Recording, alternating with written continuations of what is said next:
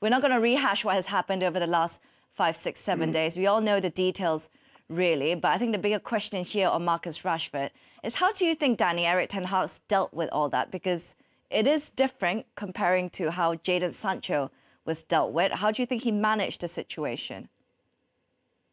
I think he's been pretty, straight up. I think he used the word in his interview there, responsibility. So people are trying to compare, Marcus with Jadon, and but as we know, he wanted Jadon to say sorry, and as we all know that he didn't. Where he says, in house they've had a meeting. Marcus has, he's held his hands up. He said sorry. He knows it. What he's done was wrong. He's been disciplined. And I'd like to think, listen, he's starting tonight now, and he's got to show the manager, his teammates as well, because he's let his teammates down, and the fans, that he is sorry and he wants to put it right. And if I remember rightly, it was last year against Wolves when he actually got dropped for being late for a team meeting, and he came on in that game and scored a goal. So I think Ten Hag, he believes in him, he's sticking with him. And hopefully tonight he shows that he's why the manager's had his faith in him, and he repays that to everybody involved.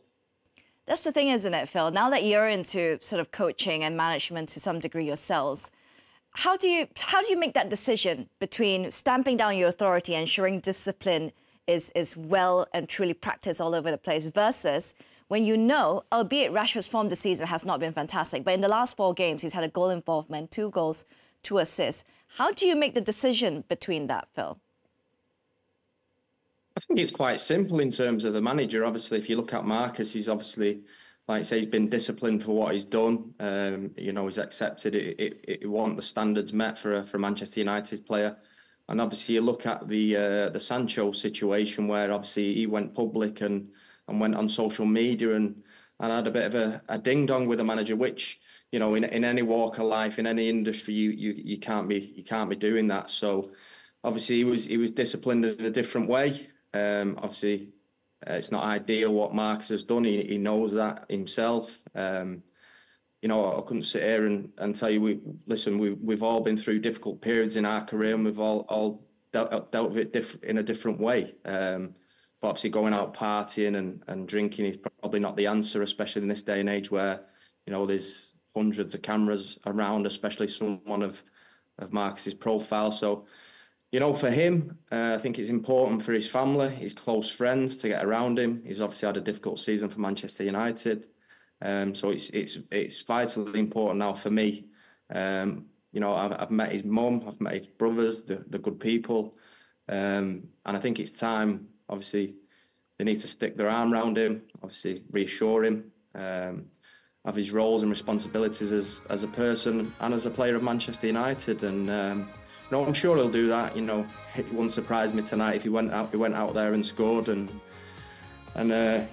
the story tomorrow I'll be totally different. He'll be on the back page again rather than the front pages. So, listen, there's times and place to go out and enjoy yourself. Listen, we've all done it. We've all gone out and had good times. But as I say, there's times and place. And when the club's not doing so well, and you're struggling personally for form, then it's probably not the right time to be seen out in public doing what he was doing. Well, that's the thing, isn't it? Look, footballers are allowed personal lives. They're allowed to have life outside of work, right? They don't have to be entirely focused on just football, as per everyone else in whatever job that they're doing, Danny.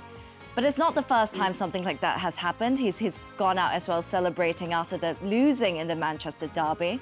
Do you worry for him a little bit, in the sense that, these things are happening with Marcus Rashford, someone that during lockdown he was looked as a hero, as a role model for what he's done, for the nation of UK and Great Britain. And yet, do you worry for him in the sense that he just can't seem to be consistently hitting the heights that we all initially thought he would hit? Yeah, look, I think you're right. I think we all know what he did off the field, and sometimes it can take its toll. He's a local boy. He's always naturally going to get looked at first compared to anyone else, because people say that obviously he should care about the club more compared to foreign players. But no, look, as Phil says, he's human. We've all made mistakes. Listen, this could be a little telling off and a kick that we all need.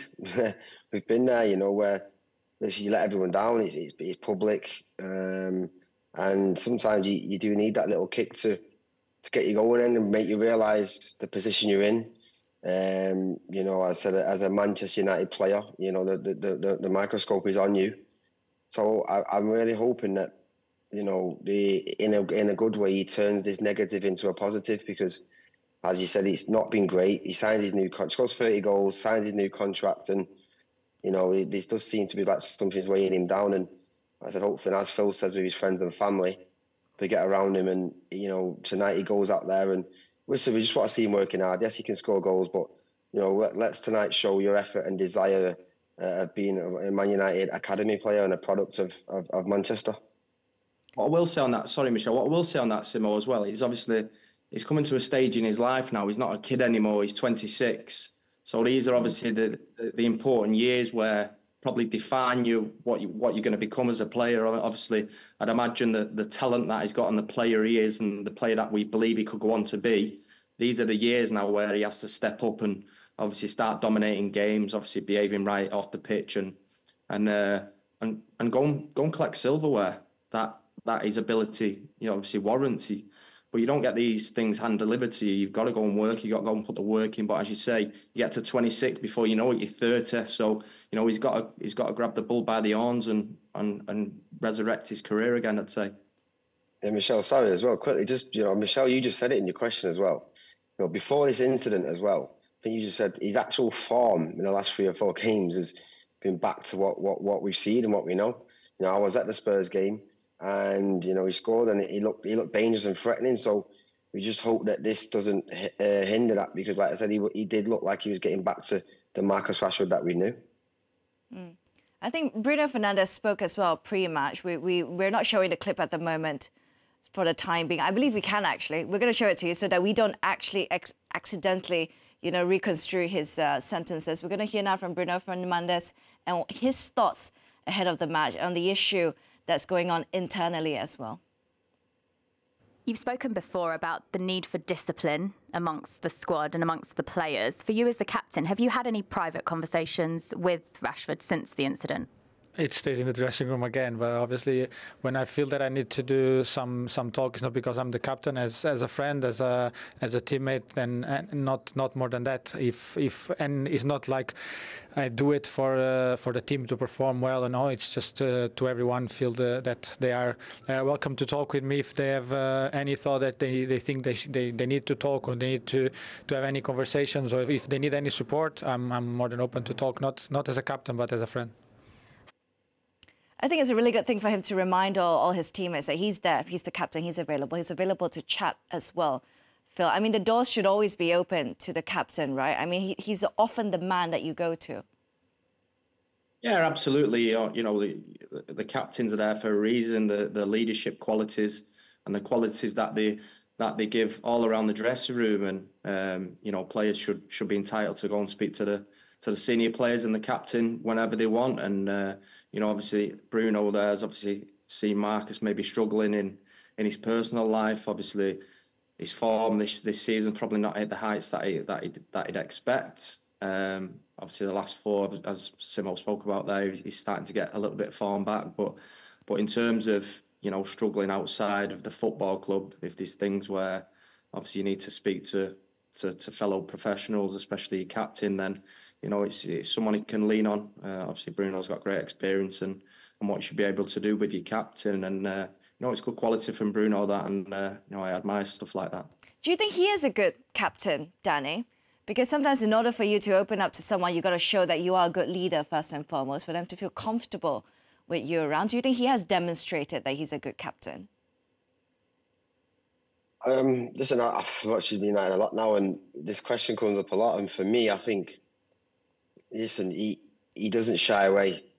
Okay, yes, people talk about him throwing his arms up, and football's different now. The game's different. You know, the people of Roy Keane, them days, you know, they've gone, and it does look like sometimes he's moaning. But no, look, I loved his interview there. He talked about, you know, his support for Marcus.